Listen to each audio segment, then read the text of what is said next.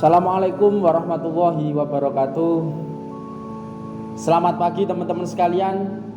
Semangat pagi, semoga kita semuanya tetap dalam keadaan sehat walafiat.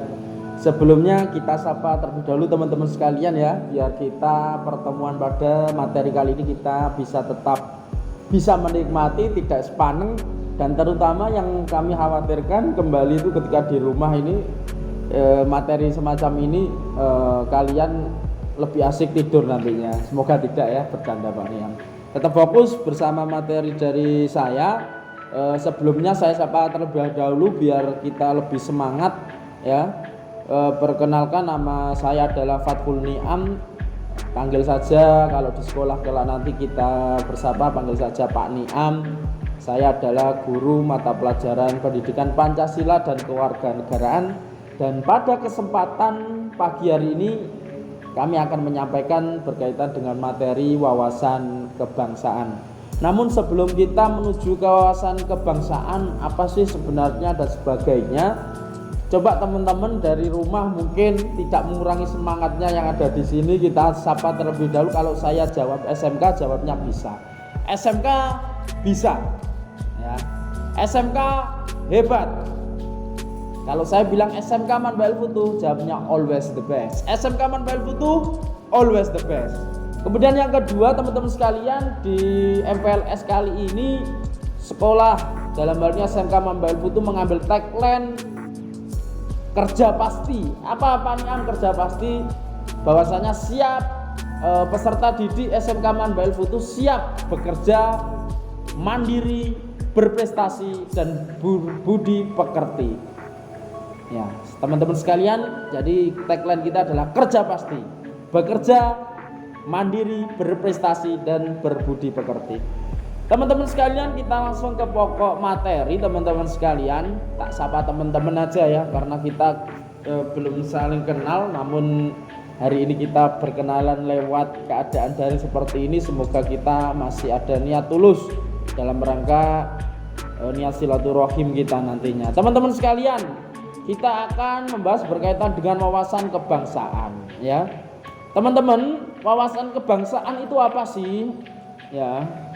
Wawasan kebangsaan itu apa Pak Niam? Kok sering ya dari saya SD sampai kita SMP ya. Bahkan saat ini SMK kok ketemu lagi namanya wawasan kebangsaan. Teman-teman sekalian, kenapa kok harus ada materi wawasan kebangsaan? Wawasan kebangsaan yaitu adalah wawasan kita terhadap keadaan nasional. Artinya teman-teman, hari ini teman-teman bagaimana sih cara pandangnya terhadap rasa nasionalisme teman-teman? Bagaimana teman-teman memandang daripada keadaan negara ini? Itu kita coba pada pembahasan wawasan kebangsaan. Kemudian wawasan kebangsaan yang menjadi tolak ukur hari ini adalah perubahan global. Perubahan global ini didasari atas persoalan ataupun kehadirannya dalam hal ini adalah canggihnya teknologi. Teman-teman sekalian, canggihnya teknologi ini melalui bisa informasi, komunikasi, bahkan transportasi. Mungkin teman-teman dulu belum bisa mengenal, zaman Pak Niam itu belum tahu apa itu Facebook, ketika Pak Niam itu SD belum tahu. Sekarang Instagram, Facebook, bahkan dunia maya apapun anak mulai SD sudah tahu. Bahkan kalian pasti punya lah. Kemudian transportasi, dulu sekali banyak motor yang mungkin hari ini nggak kamu jumpai seperti Honda Kalong dan sebagainya. Sekarang motor sudah hebat-hebat, sudah matic, sudah 4 tak, bahkan cc-nya lebih besar. Ini adalah kecanggihan di transportasi. Ini juga merupakan daripada arah perubahan global yang mana mengenai dari canggihnya teknologi. Kemudian menghilang batas dan merubah masyarakat secara dinamis. Teman-teman sekalian, bahwasanya keadaan-keadaan seperti inilah yang menghilangkan batas kita semuanya sebagai warga negara Indonesia dan merubah masyarakat secara dinamis. Maksudnya apa teman-teman? Dulu kakek nenek kita sebelum adanya transportasi mungkin terbiasa jalan kaki kemana, mungkin ke sawah, ke Tegal, jalan kaki sudah biasa, jarak 1 kilo, 2 kilo sudah biasa. Namun dengan keadaan seperti ini sekarang dipermudah. Kita bercocok tanam berangkat menggunakan sepeda motor. Sampai di tempat kita tidak usah nyangkul lagi, kita sudah menggunakan traktor. Inilah yang dinamakan perubahan global, yang mana canggihnya teknologi merubah dan menghilangkan batas-batas di diri kita sebagai warga negara Indonesia. Teman-teman sekalian, yang kedua adalah kecenderungan global.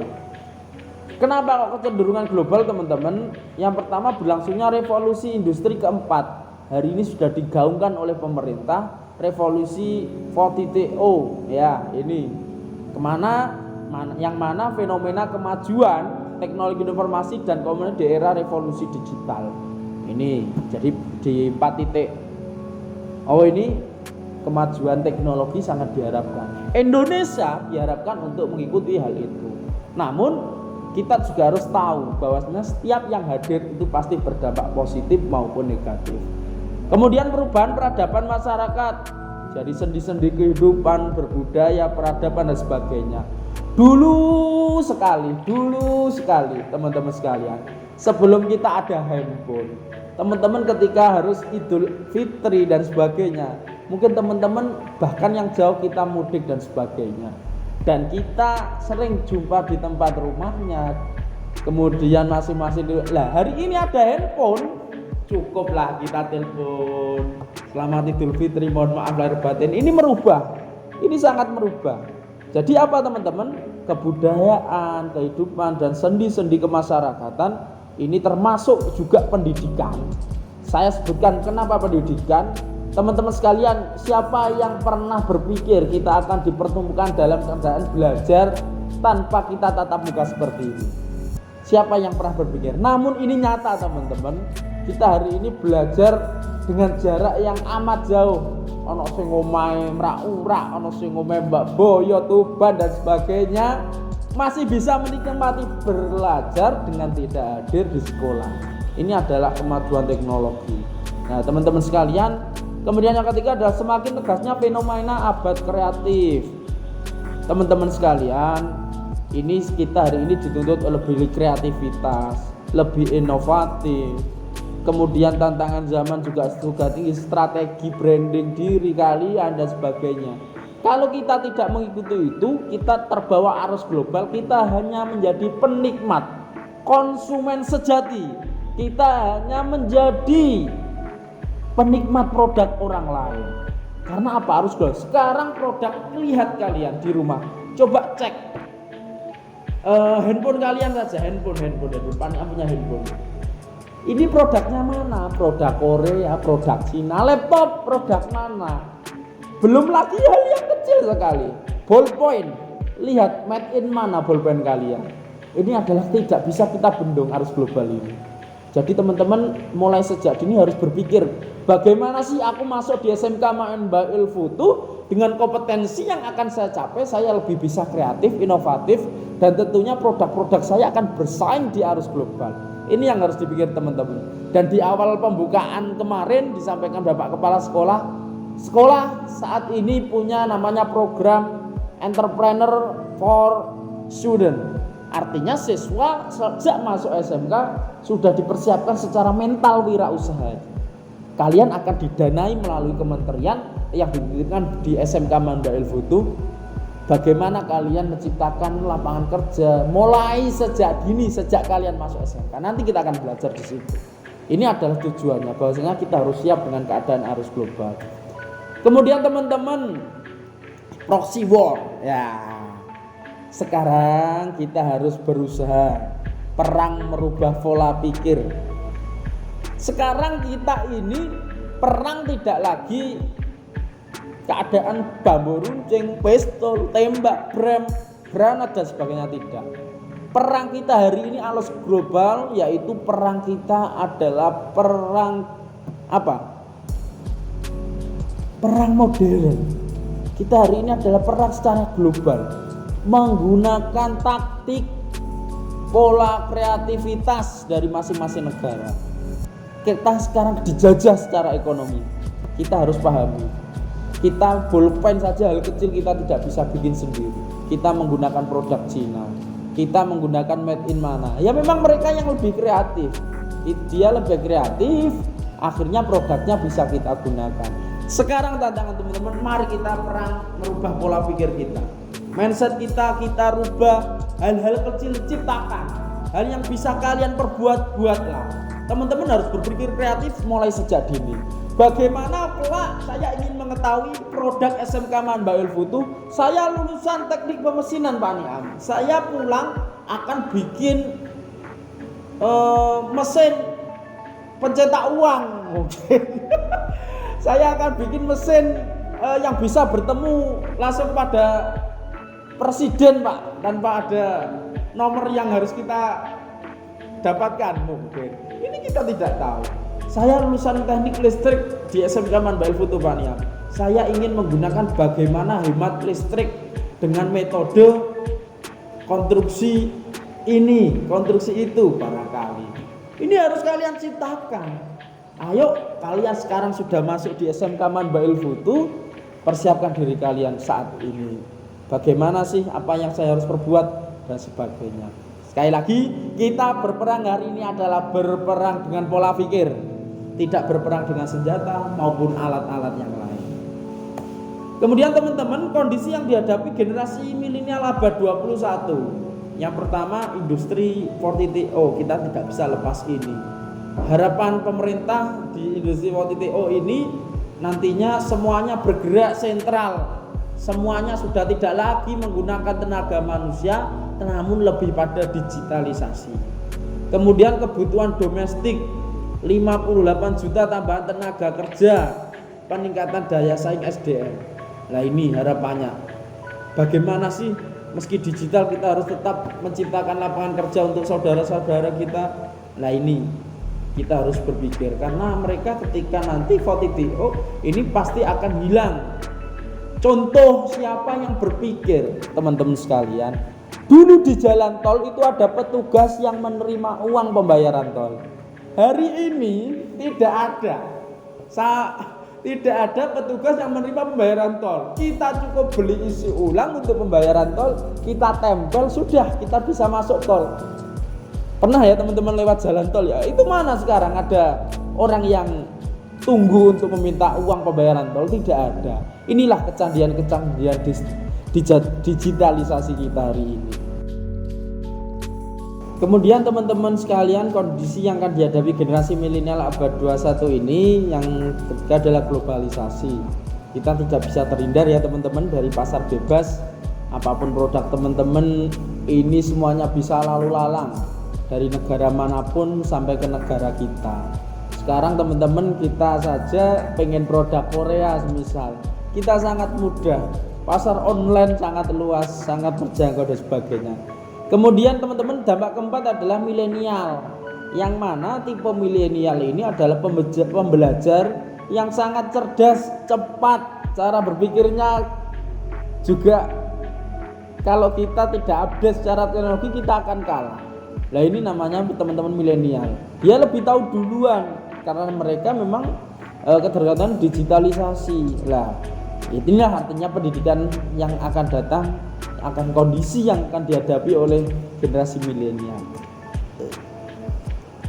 Kemudian tantangan identitas generasi bangsa.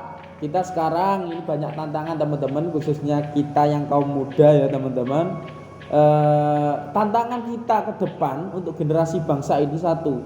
Generasi bangsa hari ini mudah pudar akan budaya yang sudah dibawa. Semisal sekarang kita lebih mana? Pilih tari remong apa K-pop? Pasti teman-teman tahu lah model-model K-pop.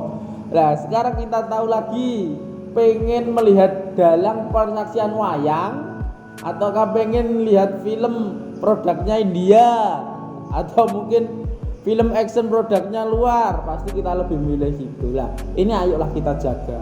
Kita punya identitas sendiri sebagai bangsa Indonesia, budaya kita juga luas, itu adalah identitas kita. Kemudian teman-teman sekalian, kita juga di era globalisasi ini sering melihat ketidakpuasan anak muda. Langkah-langkah yang diambil semisal biasanya demo, unjuk rasa dan sebagainya. Memang betul, kita tidak salah ketika melakukan aksi menyampaikan gagasan melalui demo. Namun teman-teman, demo bagaimana yang baik kalian bisa amati. Bagaimana sih berdemo yang baik dan sebagainya. Itu teman-teman sekalian terkait anak muda. Kenapa anak muda ini rentan?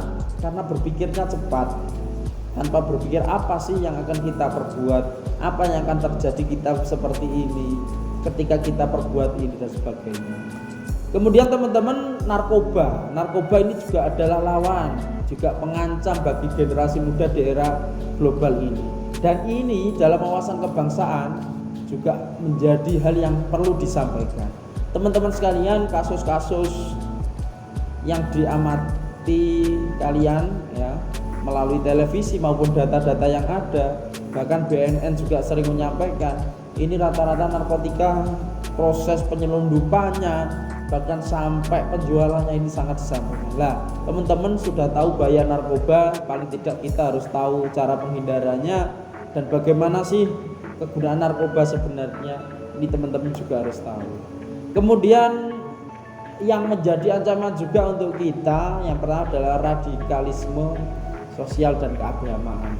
Teman-teman sekalian, sekarang marak dari kita, sekitar kita, kadang bom-boman, kadang ada aksi-aksi yang mengancam keberadaan NKRI dan keutuhan daripada pemikir-pemikir pilar-pilar bangsa inilah. Untuk itu teman-teman sekalian, mari kita untuk antisipasi diri kita berkaitan dengan terorisme dan radikalisme. Kemudian ancaman juga hoax. Kita ini setiap hari selalu menjumpai. Apa yang ada dalam pikiran teman-teman ketika mendengar hoax? Pasti informasi atau berita. Yang mana hoax ini sangat-sangat mudah diluncurkan oleh buzzer-buzzer yang mungkin punya tujuan khusus dalam penyebaran hoax ini. Teman-teman, untuk itu saya berpesan, Pak Niam berpesan, bagaimana sih menyikapi informasi digitalisasi ini agar kita bisa mendapatkan hal yang benar. Kita harus mengamati itu apa hoax atau tidak. Bagaimana Pak Niam cirinya? Cari sumbernya, cari berita yang ada, cari keadaan yang hari ini sedang berkembang. Ini adalah salah satu agar kita tidak mudah terjerat hoax. Kemudian kita perlu ketahui cita-cita dan tujuan nasional dalam pembukaan UUD 45 ya teman-teman. Jadi cita-cita kalau kita melihat bukan negara Indonesia yang merdeka, bersatu, berdaulat, adil dan makmur, ini adalah daripada cita-cita bangsa Indonesia. Kemudian punya misi melindungi segenap bangsa, memajukan kesejahteraan umum, mencerdaskan kehidupan bangsa dan ikut melaksanakan ketertiban dunia. Kemudian teman-teman sekalian, bagaimana sih kita harus bersikap dalam rangka menguatkan wawasan kebangsaan ini? Kita harus tahu situasi dan kondisi nasional terlebih dahulu teman-teman. Bagaimana sih kondisi bangsa hari ini, kita amati. Kemudian setelah itu bangkitkan wawasan kebangsaan kita. Oh, bangsa kita ternyata punya modal besar, punya dasar yang benar-benar tidak memiliki dasar orang lain, punya ciri khas yang tidak dimiliki negara lain, punya budaya yang tidak dimiliki oleh budaya negara lain. Ini adalah modal kita. Setelah itu adalah dasar daripada kita untuk membangkitkan diri kita, bagaimana untuk sadar akan wawasan kebangsaan di dalam diri kita, bahwasanya bangsa berdaulat, mandiri dan berkepribadian itu adalah ciri khas diri kita. Kemudian wawasan kebangsaan tumbuhkan rasa cinta tanah air teman-teman. Melalui wawasan kebangsaan, harapannya kita lebih mencintai keadaan negara kita, tanah air kita. Bagaimanapun keadaan negara kita hari ini, kita harus mampu menjadi agen-agen perubahan, minimal untuk perubahan lebih baik bagi dirinya sendiri teman-teman sekalian. Kalau dirinya sendiri sudah baik, cobalah berbagilah kebaikan untuk teman-teman kita, saudara-saudara kita. Terlebih kita punya cita-cita yang tinggi untuk membawa kebaikan atau perubahan yang lebih baik untuk negara ini. Solusinya adalah cintai tanah air kita terlebih. Kalau tidak kita, siapa lagi yang mencintai keadaan bangsa ini? Mumpung bangsa ini masih utuh, masih banyak yang cinta terhadap bangsa ini. Mari kita bersama-sama menyongsong untuk menuju keadaan Indonesia yang lebih baik, Indonesia yang lebih maju tentunya dengan kehadiran teman-teman sekalian hari ini. Minimal saat ini kamu menjadi siswa, tunjukkan kamu mampu menjadi siswa yang baik dan berkompeten, berakhlak, mampu memiliki target-target yang baik ke depannya. Minimal itulah teman-teman. Kemudian wawasan kebangsaan menurut berbagai pakar. Kalau di sini dalam materi Pak Niam tak sampaikan menurut Prof Muladi bahwasanya cara pandang Basusa mengenai diri dan lingkungan, mengutamakan kesatuan dan persatuan wilayah dalam penyelenggaraan kehidupan bermasyarakat. Kemudian teman-teman sambil kalian baca nanti di referensi yang lain berkaitan dengan wawasan kebangsaan. Kemudian konsep karakter dan wawasan kebangsaan teman-teman sekalian. Karakter kebangsaan ini merupakan kebiasaan yang berperilaku cara yang menjadi ciri khas tiap warga negara. Kemudian baik tempatnya ini dari lingkungan, masyarakat, bangsa maupun negara. Sambil dibaca teman-teman nanti ya. Kemudian wawasan kebangsaan adalah kunci toleransi dan nasionalisme. Ayo kita hari ini berdampingan dengan perbedaan teman-teman. Toleransi, nasionalisme ini harus selalu kita teguhkan. Kita tidak usah pandang mereka yang berbeda, namun keyakinan kita saja yang harus kita yakini. Namun persatuan dan kesatuan harus tetap kita teguhkan. Kita boleh berbeda agama, boleh berbeda suku, namun kita ingat bahwasanya kita adalah satu bangsa Indonesia. Kita cari kebenaran, mereka biar cari kebenaran. Yang terpenting tidak ada saling hujat, terjadi perpecahan maupun pertikaian antar perbedaan ini teman-teman sekalian. Kemudian teman-teman, bagaimana memperkuat karakter generasi bangsa? Yang pertama olahraga teman-teman. Olahraga ini adalah ciri fisik kita. Olah hati kemudian teman-teman. Setelah itu olah pikir dan olah karsa. Kemudian teman-teman nilai utama dari karakter religius, nasionalis, kemudian integritas, kemudian ada mandiri dan gotong royong. Yang terpenting kita sebagai bangsa Indonesia harus tahu tidak ada yang memiliki budaya lain kecuali bangsa Indonesia, yaitu gotong royong. Teman-teman, ayo kita saling bahu-membahu dalam keadaan yang semakin sulit di tengah pandemi hari ini. Siapapun saudara kita, siapapun teman kita, mari kita saling membantu sebagai rasa kasih sayang kita antar sesama.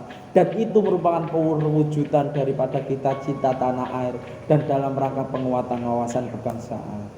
Kemudian khususnya di kalangan anak muda, bahwasanya wawasan kebangsaan memperkuat jati diri ini adalah tugas kita bersama. Mumpung kita hari ini masih panjang perjalanannya, ayo kita teliti lagi apa yang akan kita rangkai dalam perjalanan menggapai kehidupan yang lebih baik ini. Siapa tahu ada hal yang mungkin ada perbaikan atau yang perlu diperbaiki lebih baik lagi. Karena kita masih panjang dalam perjalanan menggapai kehidupan yang lebih baik. Teman-teman sekalian, yang paling akhir saya mohon maaf atas keterbatasan maupun kurang tepatnya kami dalam menyampaikan informasi ini. Atas dasar materi ini saya hanya berpesan kalian sebagai siswa SMK Manbail Futuh, mari bersama-sama untuk membawa diri kita lebih baik, membawa cita-cita kita agar tercapai, mengawal daripada langkah kita agar kita menuju kehidupan yang lebih baik, dan tentunya bekali diri kita dengan sikap-sikap yang baik. Terima kasih teman-teman sekalian, mohon maaf keadaan yang seperti ini memaksa kita harus melakukan pembelajaran seperti ini. Semoga tidak mengurangi surut daripada nilai pelaksanaan PLS kita pada hari ini. Yang paling akhir, kalian nanti tetap melaksanakan tugas resume per materi, jangan lupa nanti dikirim ke masing-masing guru mapel. Terima kasih. Akhirul kalam. Wassalamualaikum warahmatullahi wabarakatuh. Tetap gunakan masker ya.